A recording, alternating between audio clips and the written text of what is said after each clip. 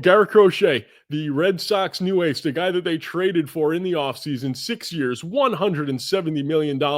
Before I give you my thoughts, David, what did you think when you saw this? $170 million. I'm going to say this. He is a talent. He is a very, very good pitcher. He's had a great start. He must have really impressed the front office, really impressed the pitching staff, really impressed everybody. Great money for him. Lock it in. You know, when you're making that big trade, they're going to have to lock him in. I don't think he's going to last. You don't go from 12 innings or 24 innings or whatever total in minor leagues and big leagues in 2023 to 146 innings and then all of a sudden going to be healthy the next year. I just don't think physically he's going to be able to last.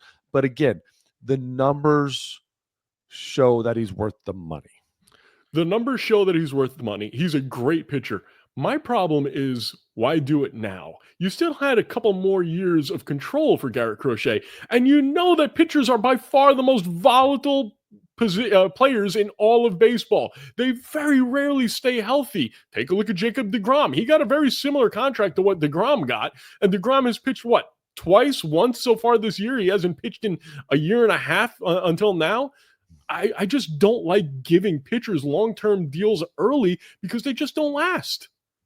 I don't mind this one though. I don't mind what he was going to be he was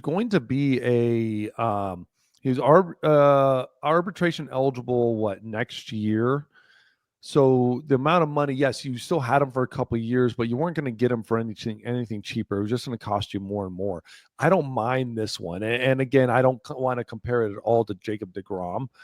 deGrom, much older, different spot. I at 25, I think this is the right move. This is the right amount of money to lock him up. I just look at this and look at the injury history and just go, dude, there's a giant red flag. Everybody would tell you it's a red flag. Just wait, at least wait this year out and then see where he's at. Just because there's so many red flags there, when we throw how little pitches that he has thrown, then you just throw a ton. I mean, he threw 54 in 2021. He was hurt in 22. In 23 through 24, he threw 12 in the big leagues. I think it was another 12 in the minors. And then he goes to 146 innings. It screams injury. And to me, that's my only thing about it is the injury. It's screaming injury. It's not like he sat there and he's built up 90 to 120 to 146 to 180 innings, and then you sign him. This dude has barely played. He had one good year and he had a good start. There's talent there, without a doubt. There's talent, but there's a lot of injuries already. Does this remind you at all of another pitcher that the Red Sox had, that they got from the White Sox, that ended up winning the NL Cy Young last year?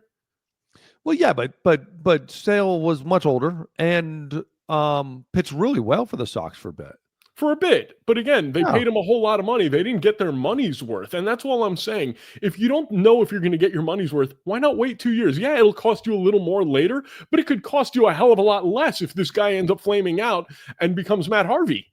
Yeah, I would have. I would have waited this year. I would have let him pitch this year and seen where we're at. Because then let's say something happens, then you could have signed him. Even if he has a good year, you're not going to sign him for a whole lot more than that. No, that's why it was basically, you didn't get him for a great deal. You got him for basically market value. So if you're going to pay him market value, wait a couple of years and give him market value then. That's all I'm saying. All right. The next guy who got a contract extension, I have some questions about this one. We'll go to San Diego. Jackson Merrill, the guy who came in second in Rookie of the Year voting in the National League last year. I love this guy. What do you think about this extension? It was 9-year, 135, right? Correct. I think Jackson. I think this is a great deal. I love it. I think it was a great deal all around. I think he's a talent. I think he very easily. I actually had money on him on winning the Rookie of the Year. I didn't know people would get behind Skeens quite as much. Not enough innings, but again, Skeens deserved it as well. Incredible talent. I think this is a great sign. It's not the amount of money is good. it's great on both sides. I think Jackson, if he would have waited, probably could have gotten more. At the same time, like, who am I to argue, dude? It's a $135 million in your pocket, and for 9 years, you're gonna be 30 when you're coming off this contract. It's a great deal for him. It's a great deal for the Padres because they're paying a little less value. But I do worry a little bit about signing a player after his rookie year. And yeah, we've seen some great deals where teams have locked up their players early. Acuna, you talk about Bobby Witt, you go back to Evan Longoria, and it's been done for a while.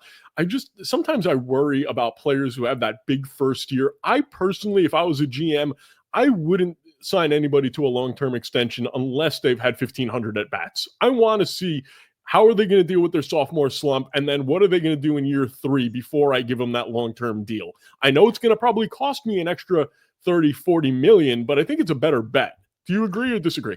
I disagree on a couple things because I think when you understand, when you're in the clubhouse every day and you're seeing somebody work, you're seeing their work, you're seeing their clubhouse leadership, you're seeing how they handle themselves, you understand the man and the finances of different places.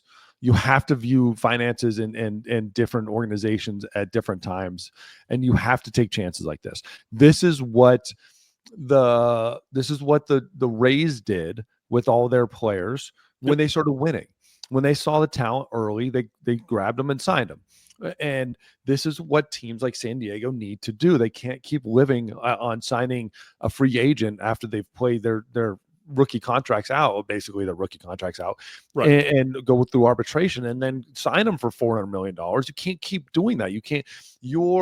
They can't financially sustain. It's not sustainable without signing it. This is what Major League Baseball needs, is to signing these players like this.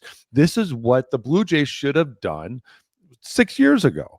This is what blows my mind. And the Red Sox signing, one of their prospects, and hasn't even touched the big leagues yet, for $60 million. Like, this is what the Blue Jays should have done with Vladdy. And this is, I love when teams do this.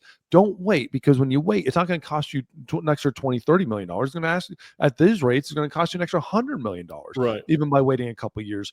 Because if the dude goes out and decides another year like he did last year, he's, this is a $230 million contract. Right.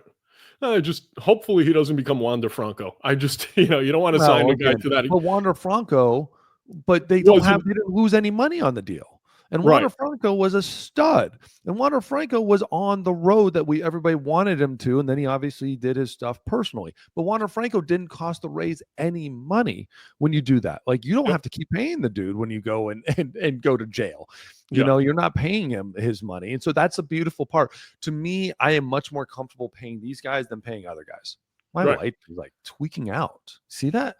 Yeah, you're a little tweaky. All right. Finally, last guy that I want to talk about that had a major contract extension. I know you're going to love this because I absolutely love this one. I got no beef with this one. Ketel Marte, Arizona Diamondbacks, gets 6 years, 116 and a half.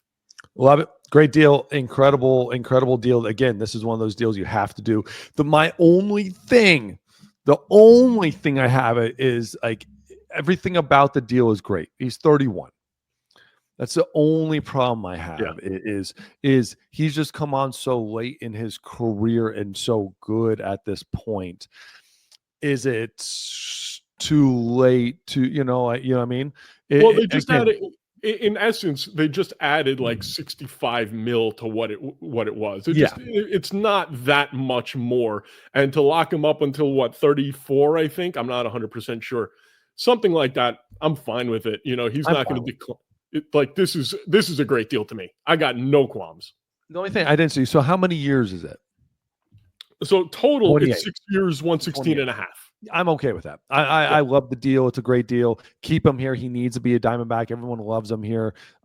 He played amazing last year, had a great year, and he's gotten better. He had an incredible 2019, but he's gotten better over the last couple of years too. And like 22, 23, 24 had just a phenomenal year last year. And that's the thing. And he's jumping out to a great start this year. Obviously that doesn't really matter compared to like last year determined the money. And so I love everything about the deal. I want this guy to be a Diamondback forever. It's just, maybe towards the end of the contract, maybe you're going to see some decline, but I love it. It's a great deal for the Diamondbacks. Great deal for Cartel.